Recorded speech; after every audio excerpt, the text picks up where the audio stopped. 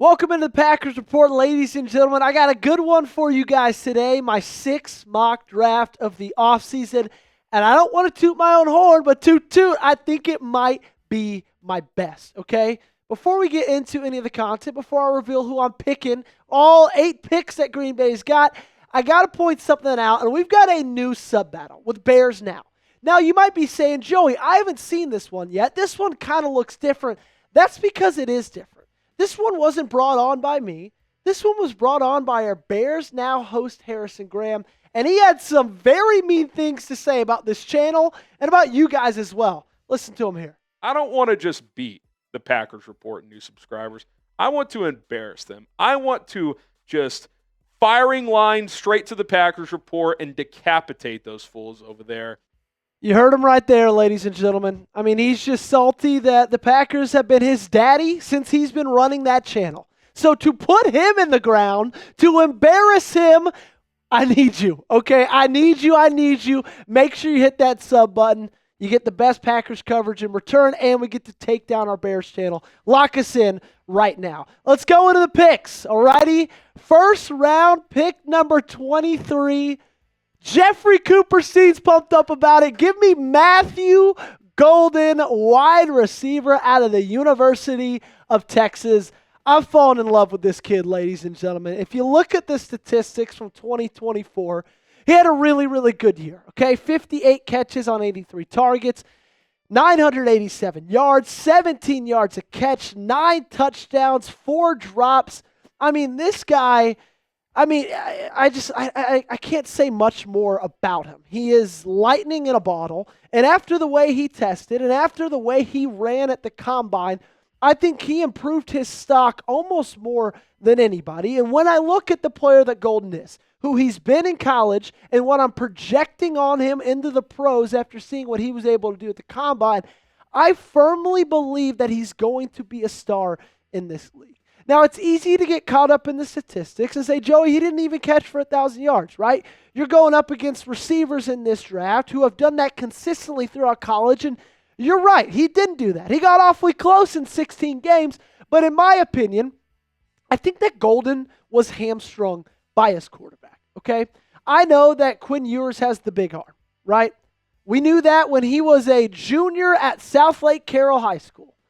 But I don't think anybody, Coop included, producer Coop, big Texas Longhorn fan, would say that Quinn Ewers was the best quarterback that this team needed him to be in 2024, okay? He was inconsistent with his accuracy. He was just inconsistent with his play from game to game, and I think that is what heavily affected Matthew Golden's production in 2024. I need you to make the call for me. Should the Packers pick a wide receiver in round 1? It hasn't been done since 2002. And I know they just signed McCole Hardman. That's not going to affect if they draft a wide receiver in the first round. I can promise you that.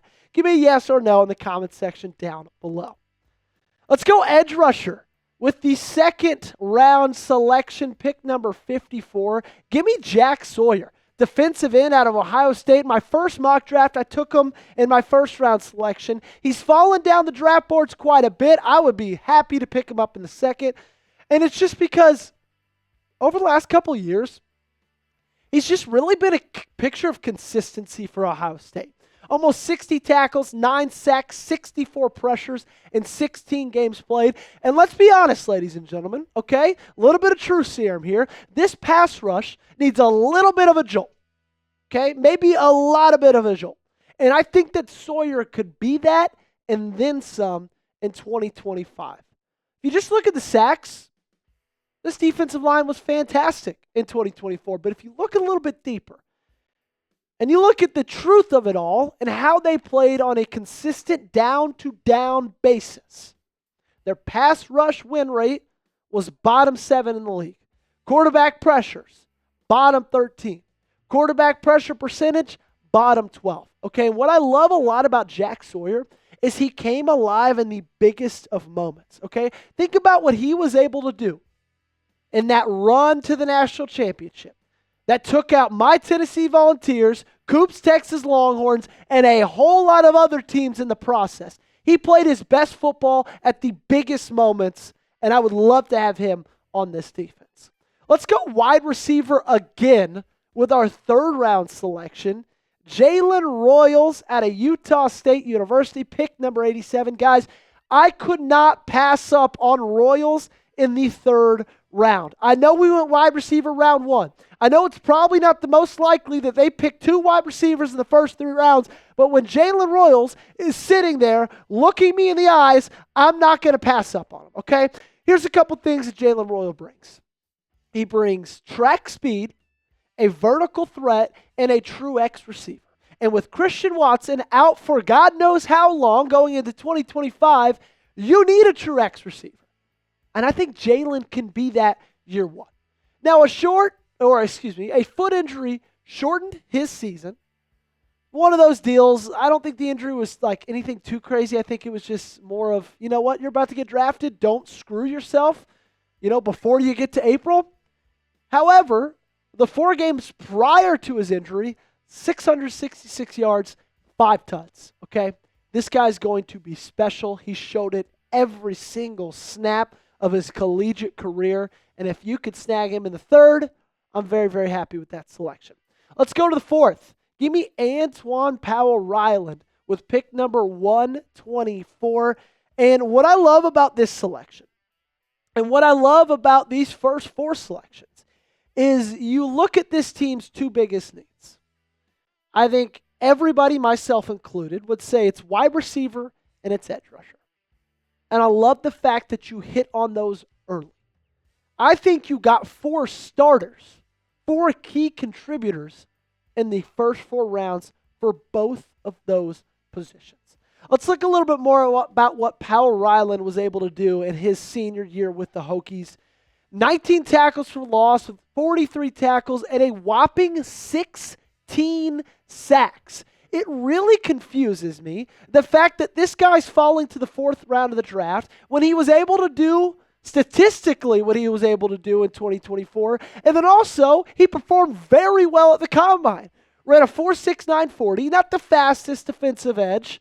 He had a 10-yard split of 1.64, very good. A vertical jump of 36.5 and a broad jump of 10 feet, 4 inches. I don't get it. I don't get why this guy's falling so far down to 4 when he put up 16 sacks, almost 20 tackles for loss, and ran the way he did and tested the way he did. But I'm not going to complain about it. I'm just going to take advantage of it and make sure he's wearing green and gold come September, okay? What's the biggest need? Out of those 2 positions, which one is a bigger need? Is it edge rusher or is it wide receiver? If you think it's edge, go ahead, give me an E in the comment section down below. If you think it's wide receiver, give me a WR. Alrighty, let's go cornerback with this selection. Round number 5, pick number 159. And I know that cornerback is one of those positions that I've talked a lot about them hitting early in the first couple rounds, especially because we don't know what's going to happen with Jair Alexander as of the time of this recording. But I would not be surprised if they make a free agency move to get a little bit of a Band-Aid, and then you get Elijah Huzzie, defensive back out of UNC, with your number 159 selection. He's got a lot of good, okay? Footwork, fantastic. He's really good in man coverage. I think he projects more to be a nickel corner in the National Football League. He played outside corner in college. He also gives you a lot of value on special teams, so he can team up with McCole Hardman there as well. And he's got incredible ball skills. When the ball is in the air, he's great at tracking it, great at bringing it down. Unfortunately, like we always say, with every good, there has to be some bad as well. His hand usage isn't great. He tends to get a little bit grabby. He's not fantastic in pursuit, and he lacks a little bit of strength. Okay, he's not the biggest guy on the field, and a lot of times when he's in press man coverage, he can tend to get overpowered because a lot of times he's out there on the outside covering those big X receivers, and they can just kind of push him around. That's kind of why I think a bigger reason of why he's projecting to be a nickel in the National Football League is because of his lack of strength. Speaking about strength, let's talk about Zeke Biggers. And I got to tell you something, ladies and gentlemen. This guy's last name is accurate because he is a behemoth of a human. Pick number 198, round 6. I think that Biggers can offer really, really strong depth at the interior of the defensive line. Nothing more, nothing less. I'm not drafting him expecting to give me, 35, 40 snaps a game. I'm not drafting him expecting him to be a first ballot Hall of Famer. I think that he can give this interior of the defensive line, the thing that Jeff Hafley loves the most on this team. I think he can give them solid depth, really good reps, and I think maybe in year 2 he can improve to something a little bit bigger and better. Let's talk about the offensive line now, because in round 7, first pick of that selection, I'm going Timothy McKay, offensive lineman out of NC State, round 7 pick, number 237. Now, there's a reason that says OL, okay, and not offensive guard or offensive tackle, and that's because McKay played every single spot on the offensive line but center in college. So he's incredibly versatile, which I think is a really good thing going into 2025 for this team, because you know you have the tackles figured out, right? But McKay could be a possible depth piece in that situation. But also, the guard play is going to be interesting because you just signed Aaron Banks. That means Jenkins is probably getting moved to center. And so having a guy, a rookie, who can play all across the offensive line, they can give you depth at 4 of the 5 positions, I think is really, really important. And also, if you look a little bit deeper into his film and into his scouting report, he's really great in run blocking, which we all know is the identity of this team. We all know that when you got a back like Josh Jacobs, that's always going to be what this team leads toward on the offensive side of the football. So getting an offensive lineman in there that's either a tackle or a guard, he can play both, that's really good run blocking, is phenomenal. Final pick of this draft, give me Fintrell Cypress, the second defensive back out of Florida State. Formerly was a Virginia Cavalier, wahoo wah, then transferred to Florida State. And he's a picture of a 7th-round flyer. I'm not going to lie to you guys, okay? This is one of those selections I see either burning out and he doesn't even make the team, or this is one of those selections that I feel like in year 2 he's a starter on this roster. I don't know if there's much of a middle ground, okay? He's incredibly fast, but he's also not the biggest guy in the world, okay? He's kind of a boom or bust type of corner anyway, right? Likes to go a lot for pass breakups, for interceptions. Sometimes that can burn him. Sometimes it's electric. He's a little bit of a Trayvon Diggs in that manner, if you will. Grade my mock draft for me. Give me an A, B, C, D, or F in the comment section down below. I'm giving myself an A. It's your turn to do it. Get your red pens out and let me know.